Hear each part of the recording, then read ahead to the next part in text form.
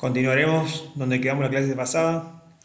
Nosotros habíamos visto en el último video, habíamos trabajado la curva de demanda y de oferta,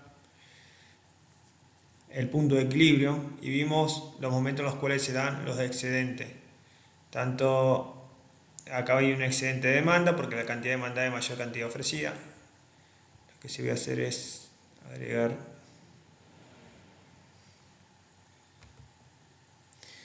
para que no se olviden. Esta sería la oferta.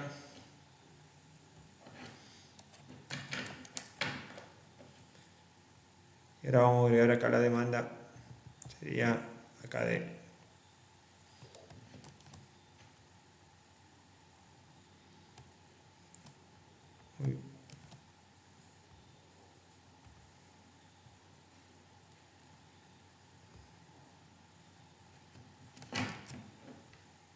ahí está la demanda. Para tener que tener cuidado de no confundirse con las letras.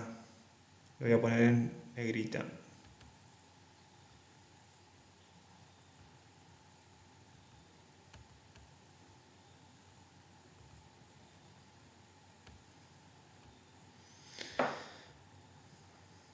Bueno, ahora lo que vamos a ver es qué sucede cuando se modifican algunas de las variables que no es el precio. ¿Por qué? Porque, por ejemplo, yo estoy demandando pan, ¿bien? Pero si a mí se me incrementan los ingresos, ya sean porque me mejoran el sueldo, porque consigo tu trabajo, seguramente voy a demandar más pan. Por ende, al mismo precio, supongamos 3.000 pesos, o si acá el pan vale 30 pesos o 300, al mismo precio yo voy a poder consumir una cantidad más de pan, es decir, esto se va a incrementar. Tendría que estar en un punto por acá, pero ese punto está fuera de la curva, por ende voy a tener que graficar una nueva curva. Bien, eso lo vamos a ver más abajo, que le creé. Entonces sería cuando interviene variable que no es el precio, es decir, hay mucha otra variable que interviene en la cantidad demandada y la cantidad ofrecida que no son el precio. La primera parte vimos la cantidad, ya sea ofrecida o demandada, es función, no, es depende, no, depende del precio del bien. En realidad es la variable que más influye en nuestras decisiones, porque uno al momento de comprar o demandar algo, lo primero en que se fija es el precio. Bien, pero existen otras variables que impactan directamente sobre las cantidades. Porque recuerden que nosotros estamos analizando precio y asado acá cantidad. Entonces, es decir, hay otras variables y el precio es la variable independiente. Esto lo estoy haciendo todo acuerdo a lo que vimos antes, independiente. Como es independiente afecta sobre la variable dependiente, que es la cantidad del asado. Entonces, existen otras variables que impactan directamente sobre las cantidades, como lo pueden ser el ingreso del consumidor, sus gustos, el precio de los bienes que compite con él, aspectos culturales, fenómenos naturales, entre otros. Por ejemplo, el COVID-19 ha afectado a la mayoría de la demanda de los bienes y servicios. Pensemos más que nada en el mercado de la peluquería, escuela de baile, combustible, entre otros. Todos han tenido una caída significativa en la cantidad demandada. Es decir, por una cuestión externa, fuera del mercado, ha afectado la demanda de muchos bienes y servicios, que se ha desplazado hacia la izquierda. Ahora vamos a ver cómo actúa. Dice, pensemos el siguiente ejemplo. Un kilogramo de asado, que vale 300 pesos, cae la demanda porque disminuye el ingreso de las personas. Bueno, vamos a ver eso. El kilo de asado sale 300 pesos, ¿bien? Pero cae la demanda de asado porque, o sea, es decir, supongamos que por la cuestión de la pandemia a la gente, al empleado público le van a recortar el 30% de su ingreso.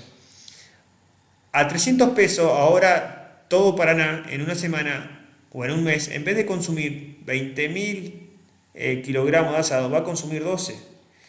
Es decir, 12 a 300 pesos, ¿bien? Pero acá yo no lo puedo figurar porque este sería, vamos a suponer que insertamos Supongamos que yo tendría que ubicarme acá, en ese punto. ¿Bien? Pero sobre ese punto no hay ninguna curva. Entonces, ¿qué es lo que tengo que hacer? Tengo que generar una curva que pase por ahí para representar esa disminución en el ingreso. Así lo tienen que empezar, de esa manera. Fíjese que acá se genera una nueva curva, ahora lo vamos a ver. Lo particular de esta situación es que cae la cantidad demandada sin que se modifique el precio. Esto es lo que lo comentaba recién. Es decir, no sucede lo que veníamos afirmando en las secciones anteriores, que la cantidad demandada solo caía cuando aumentaba el precio. En este caso, el precio permanece inmóvil, es decir, sigue valiendo 300 pesos, pero la gente demanda menos, sería el punto acá, sería este punto, lo que le mostraba recién más adelante. Bien, como ahí no hay nada, lo que en realidad sucede es la curva de demanda se desplaza hacia la derecha. Vamos a ver. La curva de demanda se va a desplazar hacia la derecha. Bien. Uno dice se desplaza, en realidad se crea una nueva curva, que esta curva contiene una cantidad de ingreso inferior a la primera curva, a D. D es una curva de demanda que tiene un ingreso de 40.000 pesos en promedio de las personas, y D' es una curva de demanda que tiene un ingreso de las personas de 27.000. Entonces es una nueva curva. Pareciera que se desplaza, pero bueno, lo podemos tomar de las dos maneras. Nueva curva se desplaza, no hay problema. Acá vamos a tener que sacar esto.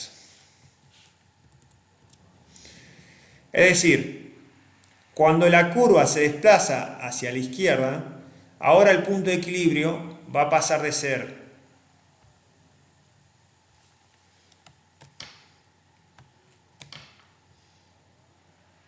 este punto, el que tenemos acá, bien, a el punto este que vamos a ubicar acá. Bueno, esto lo podemos poner nombre. Va a pasar el punto A al punto B, el nuevo punto de equilibrio. Porque es el nuevo punto donde se ponen de acuerdo la oferta y la demanda. Bien. Y ustedes me dicen, ¿qué es lo que sucedió? Acá lo que sucedió es que al bajar la cantidad demandada, las carnicerías van a tener que empezar a liquidar el stock que tienen. Por eso es que ahí es cuando aparecen las promociones, terminan vendiendo a 180 pesos el kilogramo. Bien. Bueno, entonces acá dice, le relato lo que le comentaba hoy. Al modificarse el ingreso, será necesario trazar una nueva función de demanda que contenga esa nueva situación de los ingresos. Por ejemplo, supongamos que en Paraná los empleados públicos ganan en promedio 30.000 pesos y los sueldos se rebajaron a 25. La función de sería, a ver, esta, la SU, la función de contiene niveles de ingreso de 30.000 y la D', es decir, la que se desplaza hacia la izquierda, 25.000. Los carniceros venderán el asado a 180 pesos, es decir, a un menor precio, bajarán de 300 a 180, para contener el impacto de la caída del ingreso, ya que los consumidores seguramente lo sustituirán por uno más económico. Es decir, si no cae el precio, acá lo que van a hacer los consumidores, es decir, sale 300 pesos, le bajaron el ingreso de 30.000 a 25.000, no pueden pagar los 30 pesos. Entonces, los oferentes o se lo bajan a 180 para contener aunque sea 12.000 y perder solamente 8.000, o las personas van a cambiar por un bien sustituto que pueden ser las harinas o algo mucho más económico. Bueno, este es un ejemplo de desplazamiento de curva, en este caso de demanda. Después vamos a ver desplazamiento de curva de oferta, pero acá lo que tienen que tener en cuenta es que se genera un nuevo punto de equilibrio y esta nueva curva contiene información diferente a la curva D, porque la curva D' contiene la información de un nivel de ingreso de 25.000 pesos y la curva D contiene información de un nivel de ingreso a la sociedad de 30.000 pesos.